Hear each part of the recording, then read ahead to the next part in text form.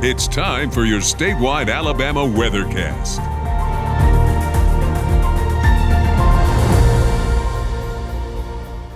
This is an Alabama weather update. This is for Thursday morning, the 18th of September. This is James Spann.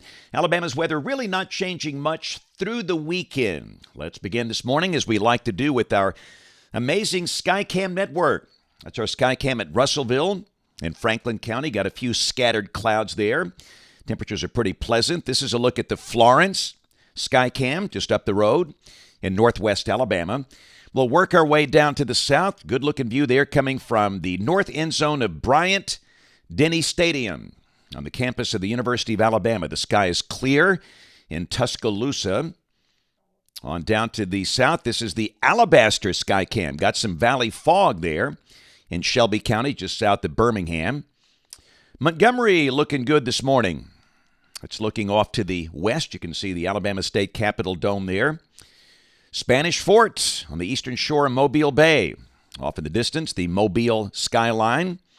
And that long line of traffic, that's the Interstate 10 Bayway.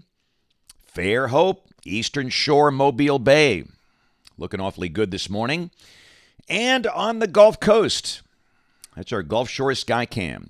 And again, we are so thankful here in mid-September that we have no tropical systems of concern, at least for the next 10 days. But understand, hurricane season runs through the end of November. Still got a way to go. The overall pattern not changing much, the large-scale synoptic scale pattern. We have a light northerly flow aloft here, and there's just enough moisture for a few isolated showers and storms. We had some of those yesterday. But the radar this morning really not showing anything. Those isolated showers have pretty much faded away. And we should mention the ones that formed yesterday really did pack a punch. These are some of the storms up in the Tennessee Valley. And we had some scattered wind damage in parts of Madison and DeKalb counties, along with some small hail. Again, most of the state yesterday had no rain at all. But again, a few spots had quite the storm. This is some of the damage in the Lebanon community, which is not too far from Fort Payne up in DeKalb County. That damage caused by a microburst, strong straight-line winds. But again, this morning, we have no rain in progress across the state. Feels pretty good. 60s everywhere, except Auburn. They've got some clouds there. They're sitting at 71, but we'll be back in the low 90s in most spots this afternoon. But again, the humidity values are not that bad. Storms are possible, yes, but they should be isolated, meaning most places will not see rain. And in the tropics, we have one tropical storm, Gabrielle, but it's really having a hard time. It's not looking very healthy this morning because of wind shear and dry air. It's in the Atlantic between the Leeward Islands and Africa, and quite frankly, there's hardly any convection near the center. It's basically a low-level swirl. And the Hurricane Center suggesting winds could be 50 miles per hour. I think that's generous.